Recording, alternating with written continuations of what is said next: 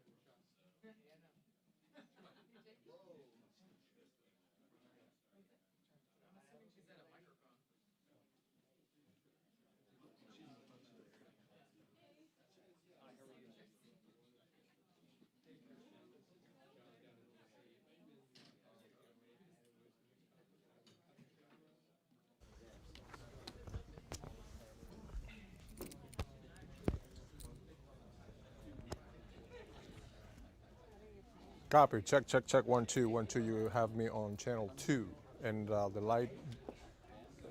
Yeah, the light is off right now, but I'll turn it on as soon as the pressure is off. Thank you.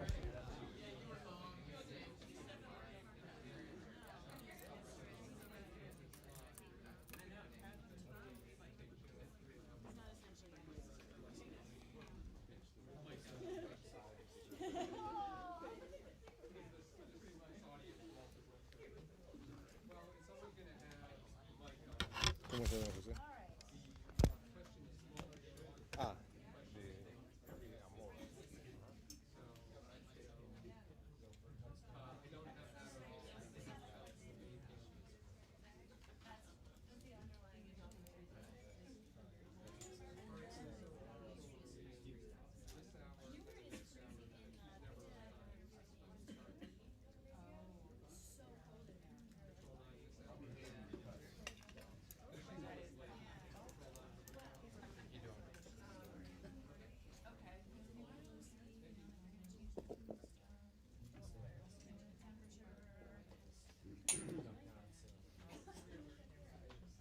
What's I have a microphone. You know the live. Right. I'm just setting her up for her question.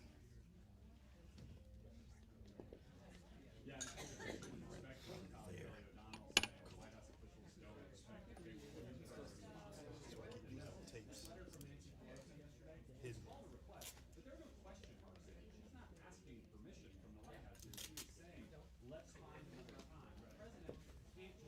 Hi. Yeah.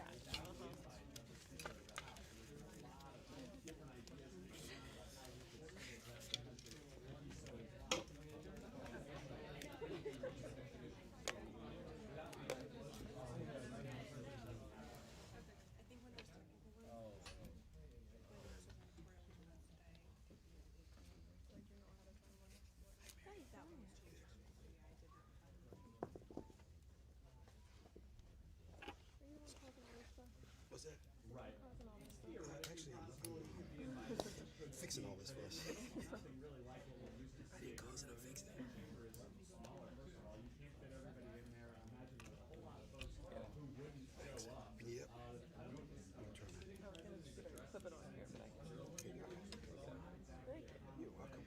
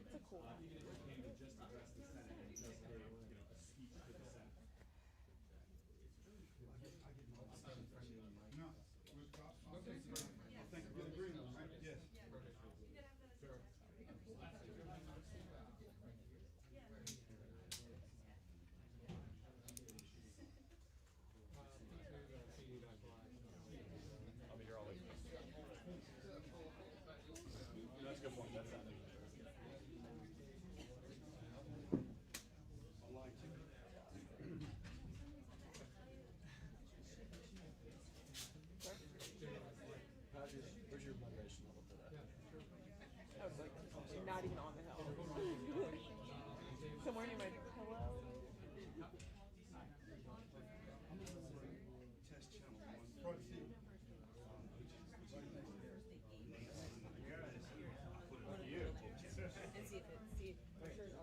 Nancy, I think they got you set up. We're set up over here today. Test 1 2 3. Test 1 2 3. Nope. Okay, hold on. I know what it is. Because other people have listed it. Yeah.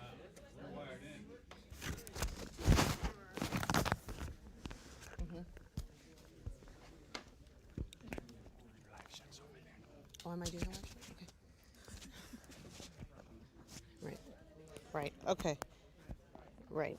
Okay. I'm in a Pelosi press conference now, so I have to go. But just text me the number. Okay. Bye.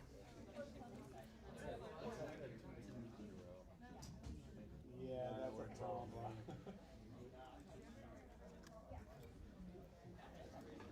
Those guys have nice fancy socks.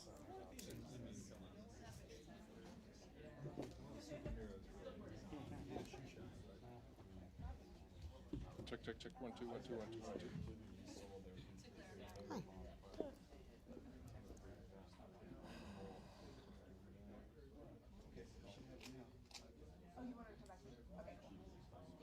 Hi.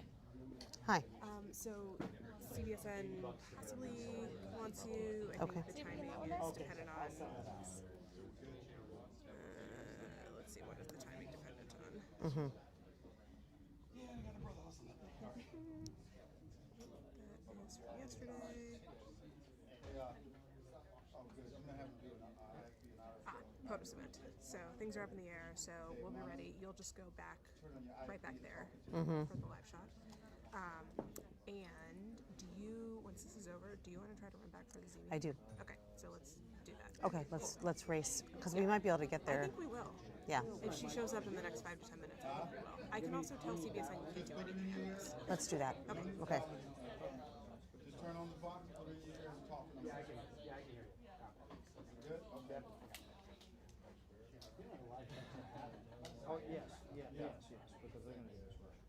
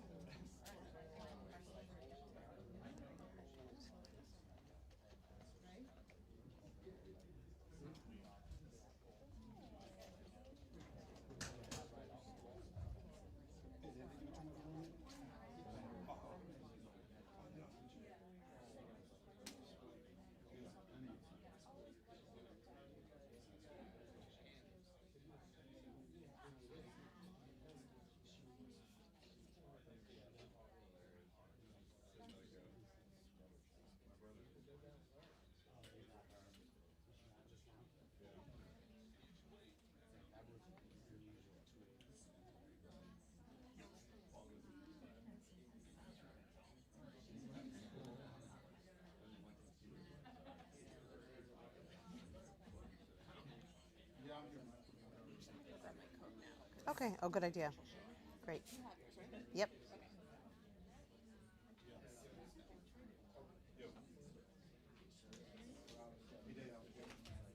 Okay. Yeah, I'm cut, right?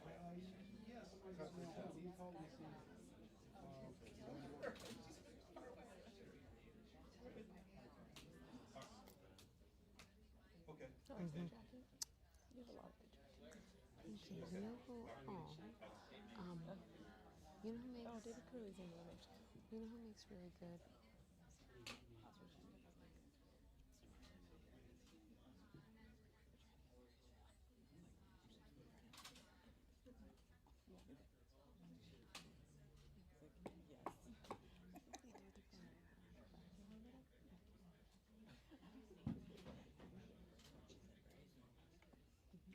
And I would say, you said her, man?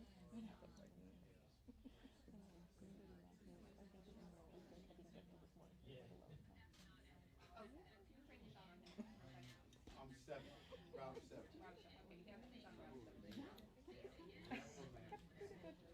Seven. yeah.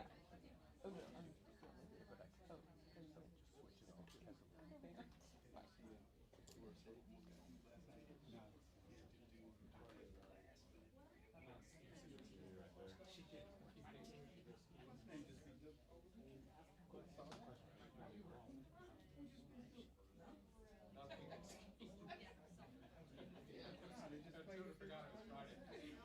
Bye.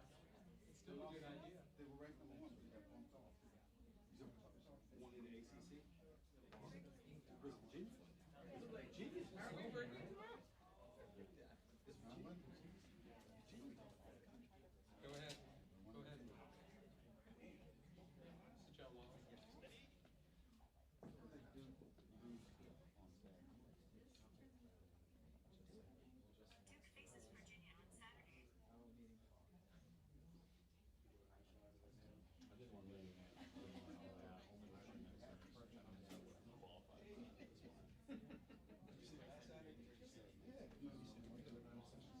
Oh, yeah, right.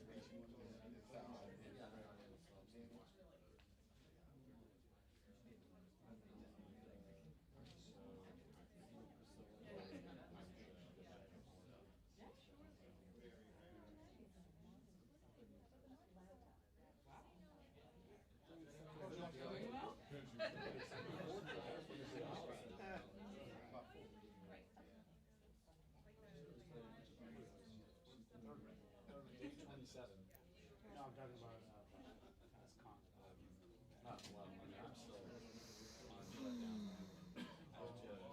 I've got no new Congress vigor. I'm still doing it. Still got a hangover from last year.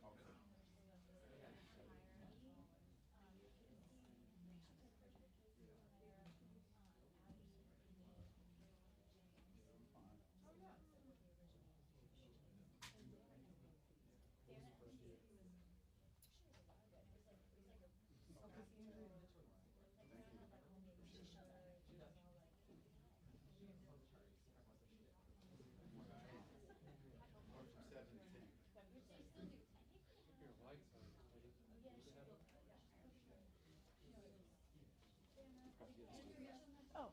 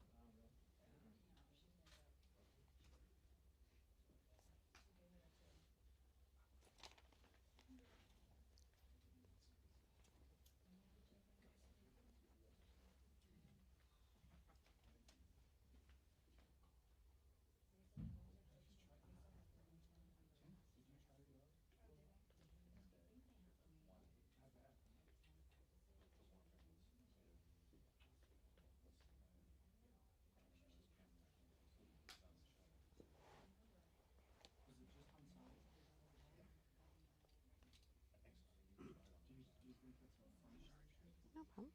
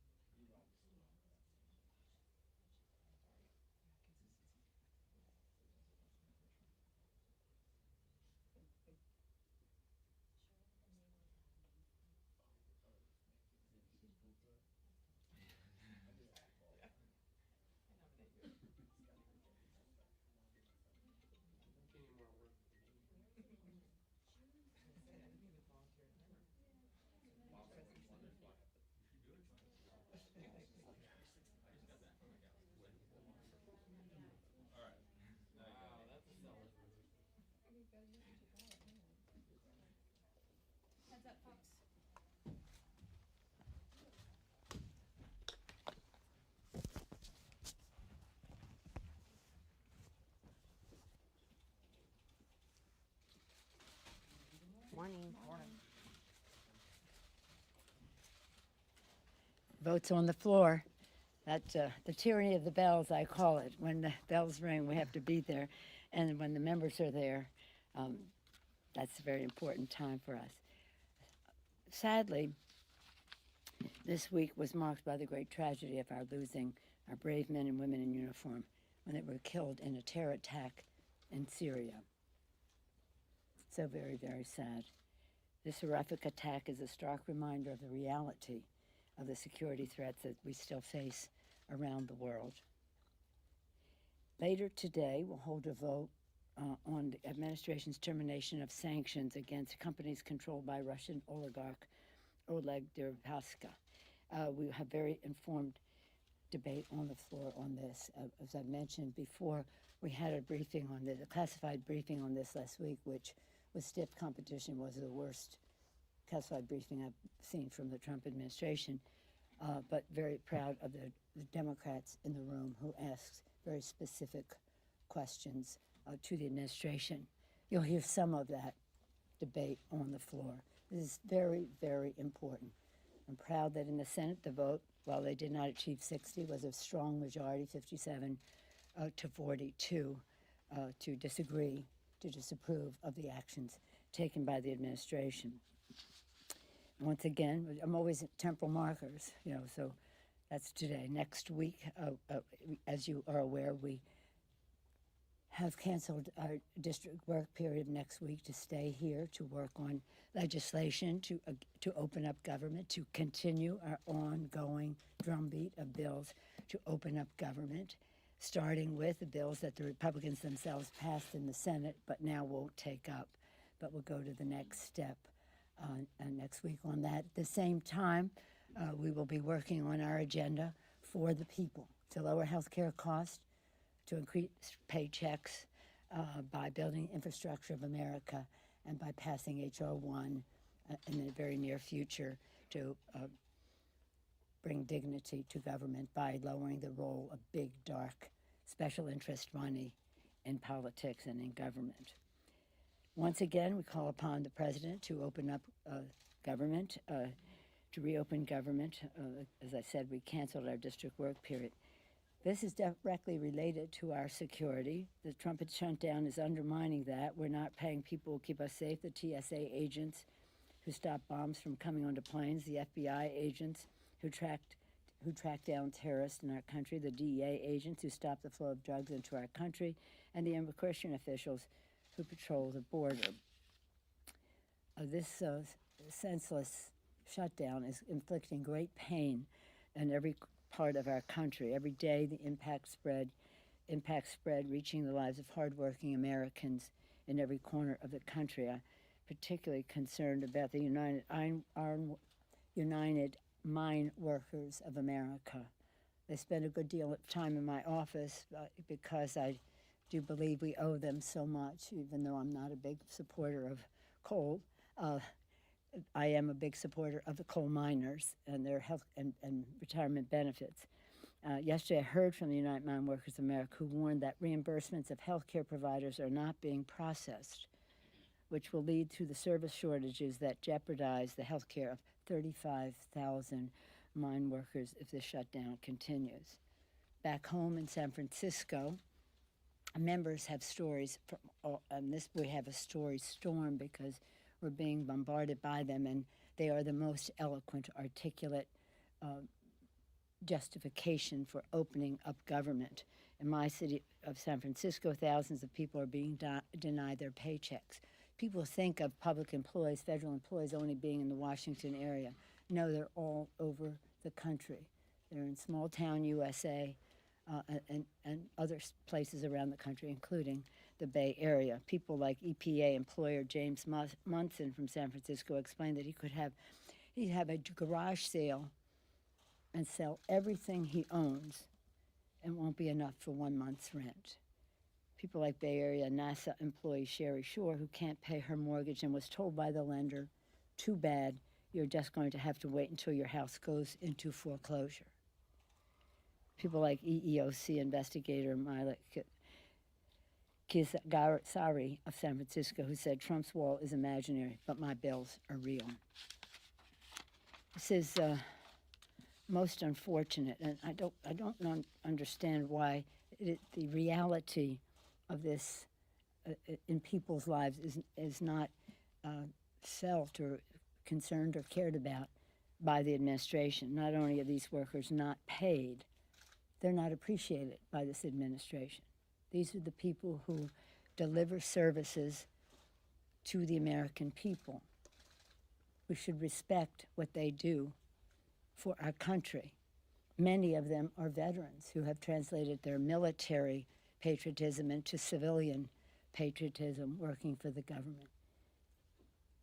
And they are affected by this. These workers make a difference in the lives of the American people, including security officials who would be protecting the president at the State of the Union address. As I've said to some of you, this is defined by the Secretary of Homeland Security as a national special security event. It means it's elevated to a place where the resources of the government are used to protect that event. It is the President of the United States and the Vice President, the Congress of the United States, House and Senate, the Cabinet, acting as it is, but the Cabinet, Supreme Court of the United States, the Diplomatic Corps, and all that that implies in terms of security. The continuation of government is the reason for all of the security as well as the power that is in the room. I have no doubt that our men and women in the federal workforce have the capability to protect. The inference that they want to say is, oh, you don't think they could? Yes, they can. They're professionals. They trained for this. They should be paid for this. And that's why I said to the president, if you don't open up government, if that doesn't happen, let's discuss a mutually agreeable date. January 20. The date of the State of the Union is not a sacred date. It's not constitutionally required. It's not any president's birthday. It's not anything. It is a date that we agreed to. It could have been the week later. And it could be the week later if government is open. So it isn't as if that date is sacred for any reason. It was one that was negotiated. What works for you, what works for our schedule on both sides of the aisle. So I just want to make it clear, there is no reason for this to happen. We are over and over again put forth an agenda for protecting our border. It's the oath we take to protect and defend. Securing our borders is a very important part of that. The president says there are all these drugs coming into the country. 90% of the drugs coming over the border come through the ports of entry. And so we have said again and again, let's build the infrastructure of the ports of entry or maybe increase them. Let's facilitate trade and travel and protecting our security with more lateral roads there. Let's increase the personnel. There are nearly 3,000, imagine, 3,000 vacancies in customs. Let's increase the personnel, infrastructure personnel, technology. For several $100 million, we have, there's the capability to scan the cars for drugs, guns, contraband. Technology is there. The will is there. I think there's bipartisan agreement that we should be doing that and to use other technology to protect the border in other ways. The president says the only way to do it is with a wall. That's a debate that we have, but there is no debate that we all agree that protecting our border is a responsibility we have, and that has always been the case. Again, we must respect our workers, protect our borders, and reopen government immediately. Any questions? Speaker Pelosi. Yeah. You going to ask me again? Have we heard from the White House? I will not. Republicans have talked quite a bit about the comments that you made about saying you would only spend $1 for the wall. This idea of open up the government first, then negotiate. But it's a silly question. With all due respect, that's a silly comment on the part of the Republicans. They're desperate. They know we have to open up government. They know. Were you the one that asked me, or was it Chad? One of you asked, "Would you spend $1?" I said, "Yeah, I'll spend $1." But that is not the point, and they know that's not the point. So let's not glorify a silly question on their part. But do you need to express more willingness to negotiate on that figure for Republicans to get past this? I'm not for a wall. I'm not for a wall. I'm not for a wall. Yes. Secretary of Homeland Security has said that they could secure the State of the Union. So aren't you just trying to deny the president a platform? No, I'm not denying the platform at all. We're saying let's get a date when government is open. Let's pay the employees. Maybe he thinks it's okay not to pay people who do work. I don't. And my caucus doesn't either. And before I issued the letter, I consulted with the chair now of the Homeland Security Committee, Mr. Benny Thompson, about he has oversight of that committee and has worked very hard and long on issues that relate to domestic security and domestic terrorism.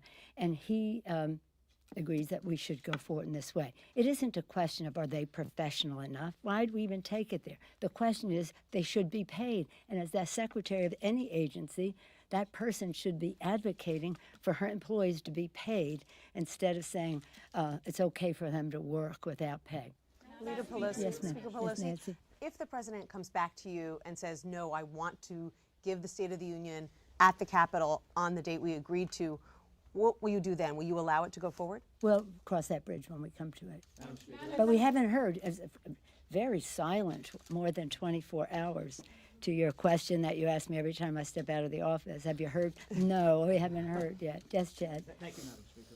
What about the idea, I know you have concerns about the security here, but considering how everybody is so amped up on both sides now about this shutdown, the president is amped up that by not doing this at this stage, this is really an effort and might be healthy to lower the temperature, that nothing good could potentially come from that scene in the chamber. Members might not be respectful. The president might not be respectful of you. Are you concerned about that? That's probably true. Are you concerned? Are you concerned about the temperature getting too high in that No, room? I'm concerned about people not having paychecks in their homes. Have you heard the stories of people, that young woman who was on two newlyweds, she came home, she was sick, she's diabetic, she had 3 vials left. She didn't know what she was going to do. She thought hopefully the government would open again. It didn't, so she's not taking insulin that she needed for her diabetes. And she even said sometimes when she would go to sleep, she thought it would be easier not to wake up because she didn't take her medicine than to face the fact that she wasn't having a paycheck and couldn't afford her medicine. The father who had a child who was born and needed an operation but couldn't get onto the health insurance program because government was shut down. The list goes on and on. That's the heat that we want to lower, the heat in the lives of the American people, to convey. There's a story storm that is going on all over the country, and we want to convey the reality of this cruel policy in the lives of these workers. And it's not just, although that's a stunning number, 800,000, we care about that statistic, but we care about each and every family that is affected. And it goes beyond those employees into our economy. The economists, even the president's own people, are saying that that GDP will not grow as long as this shutdown is there. And that means that the president's insistence is a luxury the country, insistence on the wall is a luxury the country can no longer afford. Yes, yes, sir. Based on your concerns, ma'am, don't you as Speaker of the House have an obligation to be at the negotiating table? We have gone to, what negotiating table are we not at? The last one we went to, I think, was a setup where the president pounded as he gave himself leverage to leave the room. But no, we're at the negotiating table, and I've never discouraged anybody from not accepting an invitation from the President of the United States, and some of our folks were there yesterday, so I don't know which meeting you're talking about that we're not at. Well, there don't appear to be any active talks, and so if Congress has the power of the purse, couldn't you just say, fine, I'll give you some money for border security, here's how you're going to use it? Well, that's what we have been saying. Perhaps you missed it, and perhaps we weren't clear enough, so I'll take responsibility for that. but let me go into it again. 90% of the drugs and many of the asylum seekers coming into the United States come through the ports of entry. We're saying use resources. And by the way, in the last Congress, before we adjourned, we gave the administration exactly what the department asked for, and it passed in the Senate. And we, so when you say, why aren't you negotiating? We are negotiating, and we do go to the meetings. But let's be clear. You said, why don't you put? You will be seeing many things unfolding in the next few days about what our next bills will be on the floor. But in case I wasn't clear, 90% of the drugs coming into the country come through the ports of entry. Let's use resources to expand the ports of entry. You have to base, this has to be evidence-based, not notion-mongered.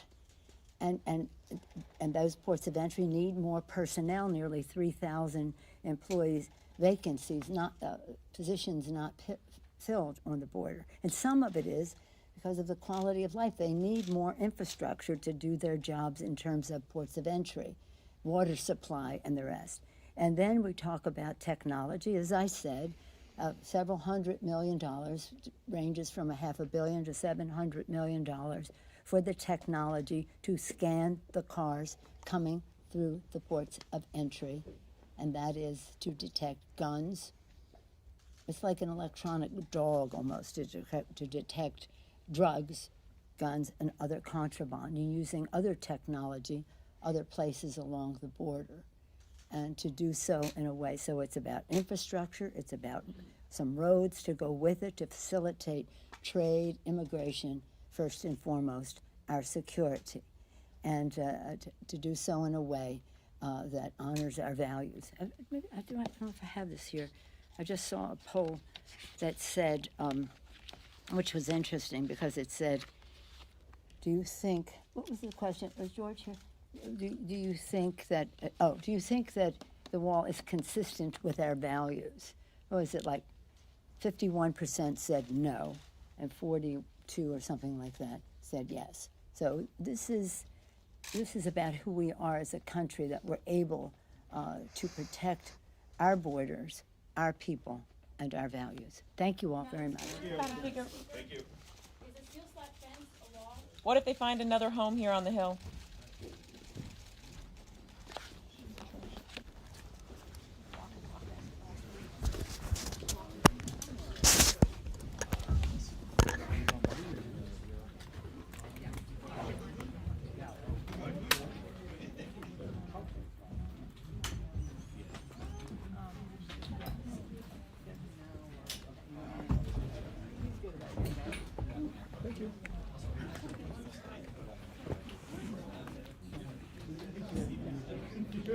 Well, we do look a lot alike.